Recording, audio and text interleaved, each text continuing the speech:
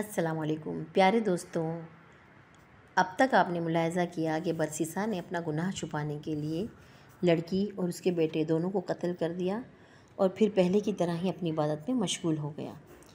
اس کے بعد کیا ہوتا ہے؟ کچھ مہینوں کے بعد بادشاہ سلامت واپس آ گئے۔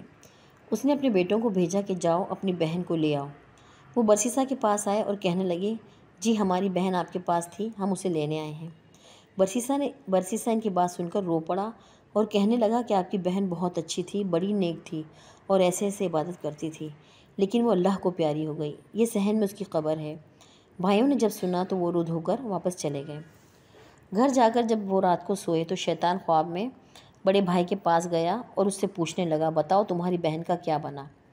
وہ کہنے لگا، ہم جنگ کے لیے گئے ہوئے تھے، اسے برسیسا کے پاس چھوڑ کر گئے تھے، وہ اب فوت ہو چکی ہے۔ شیطان کہنے لگا، وہ تو فوت نہیں ہوئی۔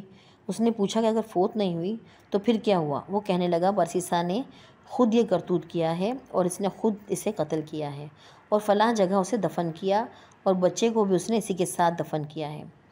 اس کے بعد وہ خواب میں ہی اس کے درمیانے بھائی کے پاس گیا اور اس کو بھی یہی کچھ کہا اور پھر چھوٹے بھائی کے پاس جا کر بھی یہی کچھ کہا۔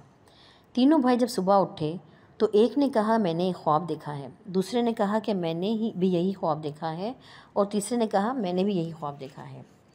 وہ آپس میں کہنے لگے کہ عجیب اتفاق ہے کہ سب کو ایک جیسا خواب آیا ہے۔ سب سے چھوٹے بھائی نے کہا، یہ اتفاق کی بات نہیں ہے بلکہ میں تو جا کر تحقیق کروں گا۔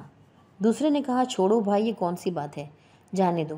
وہ کہنے لگا، نہیں میں تو ضرور تفتیش کروں گا۔ چنانچہ چھوٹا بھائی غصے میں آ کر چل پڑا۔ اسے دیکھ کر باقی بھائی بھی اس کے ساتھ ہو لیے۔ انہوں نے جب جا کر زمین کو کھودا تو انہیں اس میں ان کی بہن کی ہڈیاں بھی مل گئیں اور ساتھ ہی چھوٹے بچے کی ہڈیاں کا ڈھانچہ بھی مل گیا۔ جب ثبوت مل گیا تو انہوں نے برسیسا کو گرفتار کر لیا۔ اسے جب قاضی کے پاس لے جایا گیا تو اس نے قاضی کے روبرو اپنے گھناؤنے اور مکروہ فعل کا اقرار کیا اور قاضی نے برسیسا کو پھانسی دینے کا حکم دے دیا۔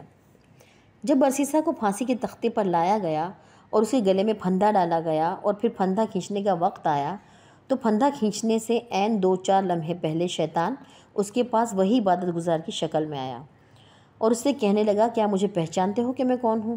برسیسا نے کہا، ہاں میں تمہیں پہچانتا ہوں، تم وہی عبادت گزار ہو جس نے مجھے وہ دم بتایا تھا۔ شیطان نے کہا، وہ دم بھی آپ کو میں نے بتایا تھا، لڑکی کو بھی میں نے اپنا اثر ڈال کر بیمار کیا، اسے قتل بھی میں نے تجھ سے کروایا تھا، اور اگر اب تو بچنا چاہتا ہے تو میں تجھے بچا سکتا ہوں۔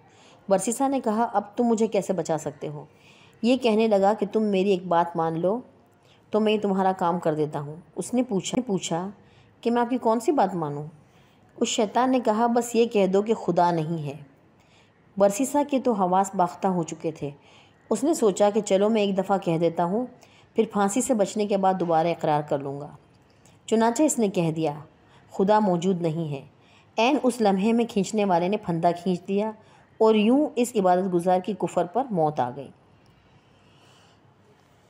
پیارے دوستوں، اس سے اندازہ لگائیے کہ شیطان کتنی لمبی پلاننگیں کرتا ہے اور اس کے گناہ سے بچنا اور اس کے مکر و فریب سے صرف اللہ ہی ہمیں بچا سکتا ہے۔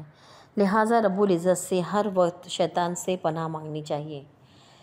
قرآن مجید میں آتا ہے ترجمہ، اے اللہ ہمیں شیطان مردود کے شر سے محفوظ فرما۔